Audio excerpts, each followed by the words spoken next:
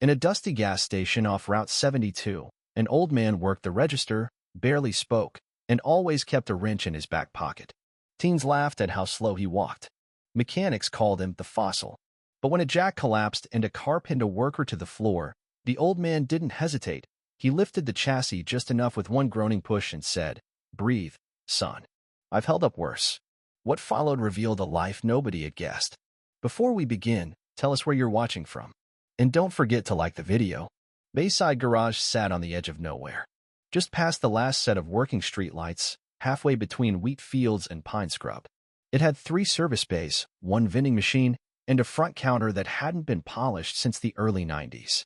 And behind that counter stood a man no one really talked to. He wore coveralls faded from black to a kind of dusty blue. Steel-toed boots. Wrench always in the back pocket. Everyone just called him Mac. No one knew if that was his first name or last. He opened at 6 a.m. sharp. Always. No radio. No phone. Just coffee from a cracked thermos and the same slow walk down the concrete floor. The younger guys laughed behind his back. He uses a clipboard, like it's 1982. Moves like his joints are held together with rust. They didn't mean harm. They just didn't know better. But still, Mac never reacted. Never raised his voice. He just fixed carburetors with precision. Cleaned grease traps like a ritual. Sorted socket wrenches into rows that nobody dared disturb. One morning, Tyler, 19, just hired, asked him, "Hey, Mac, you ever do anything besides wrench work?"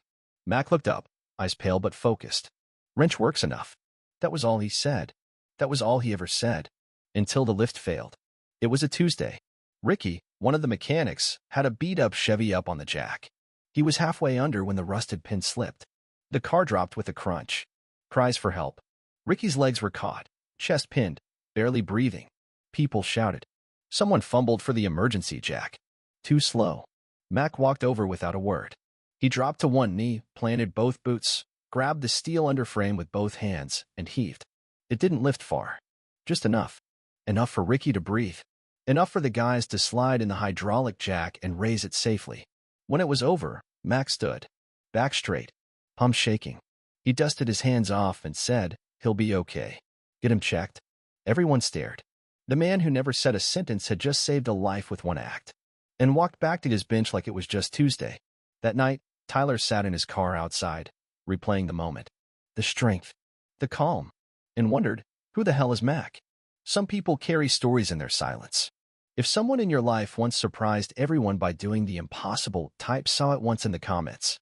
The next day, nobody knew how to talk to Mac.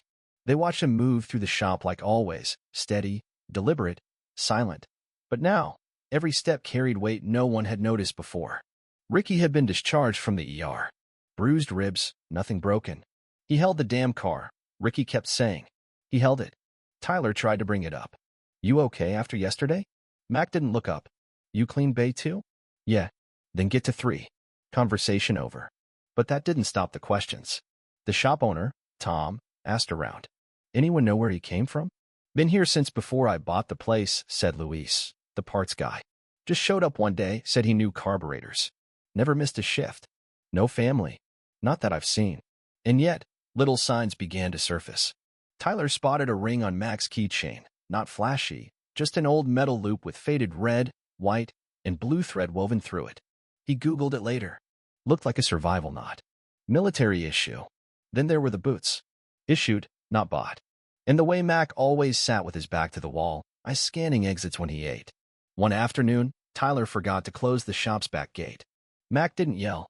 He walked to the door, closed it, then pointed to the security cam monitor. 3 seconds. That's how long it takes for a thief to grab the top tray and run. "How do you know that?" Tyler asked. Mac didn't answer. Just handed him a socket set and said, "Put it back where it belongs." That night, a new customer pulled up, loud car, louder attitude. Barged into the shop, threw keys on the counter, and said, "Need it done by 4 or I'm leaving it here." Mac didn't flinch. He just said, "We don't do threats. Take it or leave it." The guy started puffing up until he saw Mac's eyes. Not angry. Just steady. Unblinking. The customer picked up his keys and walked out. "Who is this guy?" Tyler asked later. Luis just shrugged. Some people don't need a badge to remind you. If you've ever known someone who didn't say much, but said everything when it counted, Drop didn't need a badge in the comments. Real presence doesn't announce itself. 2 weeks passed. The shop slowly returned to normal, at least on the surface. But something had shifted. Tyler began arriving earlier. Without being asked, he checked the security cameras, swept the bays, reorganized the tool chest to the way Mac had once corrected him, alphabetically, by torque. No one told him to. It just felt right. Ricky walked with a limp now, but he stopped joking about Mac's rusty bones. Instead, he called him Sir. Mac never reacted, just nodded occasionally, maybe once a day. But then a small thing changed. He started bringing a notebook. Didn't show it to anyone. Just carried it in his chest pocket. Flipped it open at lunch. Scribbled. Flipped it shut. Louise saw it once and said, "You writing a novel in there?" Mac replied, "Checklist." Of what? Things worth remembering. Later, when a brake line blew mid-install, Mac caught it before pressure failed. That would have wrecked someone's month, Tyler said. Mac grunted. Or their life. That night, Tyler lingered in the parking lot. Watched Mac walk across the gravel, thermos in one hand. Same deliberate gait. But when a car backfired on the highway, Mac's shoulders tensed. He turned half a step, scanning the darkness, fast, precise. Not startled. Ready. Like someone who'd heard worse, closer. The next morning, Tyler asked quietly, "You serve?" Mac didn't answer. But later that day, a wrench was missing from Bay 3. Tyler panicked. Looked everywhere. Found it hours later. Placed exactly center on the counter. A note folded beneath. "Don't forget the little things. That's where people get hurt. M." Signed with just the letter. That night, someone posted on the town Facebook group. Anyone know if the old guy at Bayside was military? He moved like he's done more than fix engines. Replies came fast. He saved my cousin last month. No idea who he really is. Never talks, but my dad says he once saw him do first aid faster than the paramedics. I asked him for help once. He said, "Let me see the damage." I thought he meant the engine. He meant me.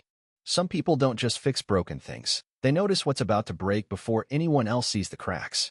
If you've ever known someone like that, type "noticed" first in the comments. Monday morning came with fog. Thick and low, wrapping the garage like a forgotten dream.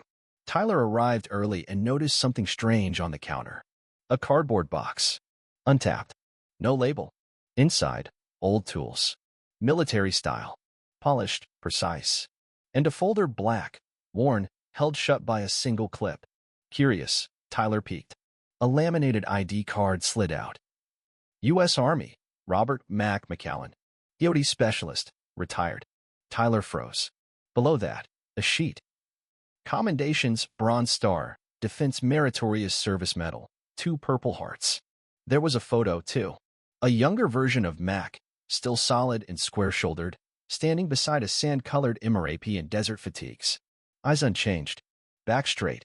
Expression unreadable. Tyler barely breathed. He worked next to this man for 6 months. And never knew. Later that morning, Mac arrived. Same as always. He noticed the box but said nothing. Just moved it gently beneath the counter. Tyler tried not to stare. But when the others arrived, word had spread. Luis asked first, "Is that you? In the picture?" Mac looked at him. Nodded once. Ricky muttered, "EOD? As in bombs." "Explosives Ordnance Disposal," Tyler said softly. "It means he walked into hell so others didn't have to." No one spoke for a long time. Finally, Mac said, "Used to be. Long time ago." Cameron from the auto parts store stopped by with coffee. "I heard," she said. "Why didn't you say anything?" He looked at her for a moment, then answered, "Some jobs stay loud even after you leave. Quiet was better." That day, no one laughed at his slow steps. No one joked about his clipboard. Instead, they listened more closely, watched how he worked, noticed how he always kept one hand free near his tool belt, how he watched overhead chains like they might fall, how he never turned his back to a raised hood. Not fear. Readiness. Tyler asked, "Do you miss it?" Mac didn't blink. "Sometimes I miss the ones who didn't come back. Not the rest." That night, Tyler sat at home, staring at a blank notebook, then wrote on the first page, "What Mac watches for. If someone once walked through danger so others could stay home, and never told you until much later, type he didn't say in the comments." Some stories live deeper than words. After the box appeared, something shifted in the garage. Mac didn't change. Still arrived at 6 o'clock sharp. Still wore the same boots. Still checked tools with the same precision. But everyone else started watching him differently. Tyler noticed first. Mac never crossed an open garage bay without scanning overhead first. Never started a repair without checking the floor behind him. And every time someone raised a jack, Mac took one slow step back and said, "Pause." It wasn't hesitation. It was habit. Luis started copying him, checking chains, locking wheels before starting the lift. "If Mac checks it, I'm checking it twice," he said. One day, Ricky dropped a socket near his foot. It didn't bounce. It stopped flat, caught in Mac's boot. "Reflexes," Ricky muttered. Mac just bent down, picked it up, handed it back. No words. But after that, Ricky wore steel toes. People stopped interrupting him. Started asking instead, "Is this secure? Would you double-check the pressure line?" And Mac always answered. Sometimes with just a nod. Sometimes with a tap of the wrench. Cameron brought another thermos one afternoon, newer, clean, with a blue stripe. "Might be time for an upgrade," she smiled. Mac took it, looked at the stripe, and said, "Reminds me of the old team." She didn't ask which. He didn't say. But later, Tyler Googled blue stripe thermoses. Turns out, they were often handed out to medics in Iraq, especially ones attached to field engineers. That explained the way Mac moved when someone coughed too long, the way he kept medical gauze in his locker, the way he touched someone's shoulder just long enough to know their pulse. He wasn't just a wrench guy. He was a guardian. That week, the regional rep visited the shop for a surprise inspection. Saw the counterplaque Luis had made. Mac, ED, USA, Ret. Still watching. Asked who approved it. Tom, the owner, stepped up. "We don't need to approve who already earned it." That night, someone left a sticker on Mac's locker. Some posts never close. It stayed there. He didn't remove it. If someone once showed you that the best training isn't loud, it's repeated, subtle, and lived daily, type he showed the way in the comments. Friday started normal. Coffee. Roll call. Tyler checking tire pressure with a clipboard, Mac's clipboard now. Borrowed with respect. Then, just before noon, the power cut out. Not a flicker, a full, humming silence. The garage went dim. Lifts froze mid-air. Phone's dead. Even the vending machine groaned and shut. Tom cursed. Transformers out again. Luis reached for his phone. No signal. And Mac? He moved before anyone else. Pulled a flashlight from his locker. Checked bay doors, locked open. Thank God. Emergency lights? Tyler asked. Mac just pointed to the junction box, already halfway there. No bypass installed, Luis called. That was in next quarter's budget. Mac opened the panel. Pulled out 3 wires. Bit one glove off with his teeth. Connected. Waited. And just like that, half the shop lights blinked on. Luis gawked. "How did you?" Mac wiped his hands. Sometimes quiet fixes are faster. Then he looked up. But that lift is still stuck. A Ford sat mid-air, front wheels spinning from earlier tests. Tyler went pale. "We have someone under." Mac didn't wait. He crossed the bay, ducked under the lift, and shouted, "You okay?" Ricky, half visible from under the axle, gave a thumbs up. "Don't move." Mac reached for the manual crank and twisted slowly, one hand bracing the lift arm. "Little more," Ricky called. The car shifted. Mac didn't flinch. Held it until the arm caught, clicked, and lowered safe. Then stepped back. Quiet. As always. Later, when Tom got the power status update from the grid, he shook his head. They said it would have taken 6 hours without your fix. Mac didn't reply. But that evening, someone slid a note under the front desk glass. Typed, "Anonymous." He doesn't run from risk, he runs toward it. And never demands a thing. Tyler found it and taped it to Mac's locker. Right below the sticker that said, "Some posts never close." If someone once stepped up before anyone else even recognized a problem, type he moved first in the comments. Leadership doesn't always speak, it acts. The next Monday, Mac didn't come in. At 6:03 a.m., Luis noticed first. No boots by the door. By 6:20, Tyler checked the shop tablet. No messages. By 6:30, Tom called Mac's emergency contact, except there wasn't one. Not listed. Not written. Just a locker key taped inside Mac's top drawer. Number 9. They hesitated. Then Tom nodded. "Go ahead." Inside. A folded flag, carefully wrapped in cloth. A small black notebook, edges frayed. One photo, a young man with his arm around a field medic, both covered in sand, both smiling through exhaustion. In one envelope. To Bayside Garage. From Mac. Tyler opened it with hands that didn't feel steady. The letter was short. "Didn't plan to stay as long as I did. but you gave me a reason to show up. If you're reading this, I'm likely not coming back. Don't worry. Just move to another post. Keep things tight. Tools clean. People safer than you found them. And if someone new walks in with a quiet step and eyes that scan, hire them. That's how you pay it forward. RM. Tom sat down, hard. No one spoke. Later that day, the shop closed an hour early. They painted Locker 9. Not with gloss or banners, but matte gray with small block letters. Mac. Post complete. Tyler added one final touch, the clipboard. Hung it on the locker door. They never used it again. Instead, they kept it there. For reference. That week, the regional paper ran a small obituary. It didn't list children or surviving family. Just Robert McCallan, 74. Decorated veteran, EOD specialist, and quiet minner. Survived by every life he helped save and every wrench he returned to the right hook. Some people leave more behind than names. If someone ever taught you how to leave things better than you found them, drop post complete in the comments. They never cleared out Locker 9. Instead, they framed it. Built a shallow wooden case around it, glass front, simple brass plaque. Robert McCallan, Bayside steady hand. Inside hung his coveralls, that clipboard, and the photo from the desert. A single wrench rested below it, his favorite one, the one with the worn grip and the initials RM etched faintly near the handle. Customers asked sometimes, "Who was Mac?" Luis would smile. "Someone who made us better."